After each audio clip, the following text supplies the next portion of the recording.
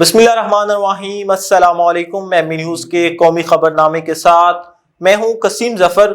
قومی خبرنامے کا باقاعدہ آغاز کرتے ہیں اور آپ کو بتاتے چلیں کہ خیبر پختونخوا حکومت نے پارا چنار میں ہیلی کاپٹر کے ذریعے ادویات پہنچانا شروع کر دی۔ سرکاری حکام کے مطابق پارا چنار میں جان بچانے والی سمیت دیگر ادویات کی قلت کے معاملے پر حکومت نے اقدامات اٹھائے اور ہیلی کاپٹر کے ذریعے علاقے میں ادویات پہنچانا شروع کی ہیں۔ سرکاری حکام کے مطابق روڈ کی بندش کے باعث پارا چنار میں ادویات کی قلت ہو گئی تھی۔ ادویات کی ترسیل کے لیے وزیر اعلیٰ کا ہیلی کاپٹر استعمال ہو رہا ہے۔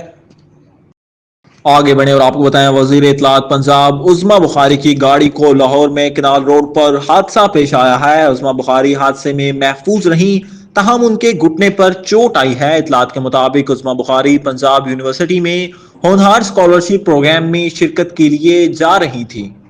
T20 blind cricket world cup کے فاتح پاکستان کرکٹ ٹیم کو chairman P C B Mohsin Naqvi نے اپنا مہمان بنایا اور انہیں 1 کروڑ روپے کا چیک دیا۔ Chairman Pakistan cricket board Mohsin Naqvi نے T20 ورلڈ کپ جیتنے والی بلائنڈ کرکٹ ٹیم کے کھلاڑیوں کی بھرپور حوصلہ افزائی کے لیے نیشنل کرکٹ اکیڈمی میں اپنا خصوصی مہمان بنایا۔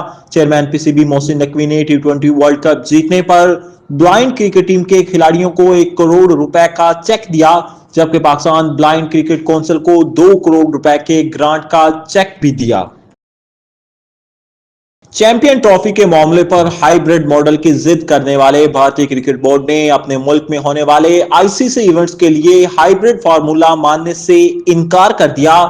آگے آپ کو بتائیں، بھارتی کرکٹ بورڈ نے پاکستان کرکٹ بورڈ کے 2031 تک بھارت میں شیڈیول تمام آئی سی سی ایونٹس کے لیے ہائی بریڈ ماڈل ہی اپنانے کا فارمولا پیش کیا تھا۔ اگر چیمپئن ٹرافی کے لیے ہندوستانی ٹیم پاکستان نہیں آتی تو پھر گرین شرٹس بھی بھارت کا رخ نہیں کریں گے، کیونکہ سیکیورٹی مسائل کی وجہ سے حکومت اجازت نہیں دے گی۔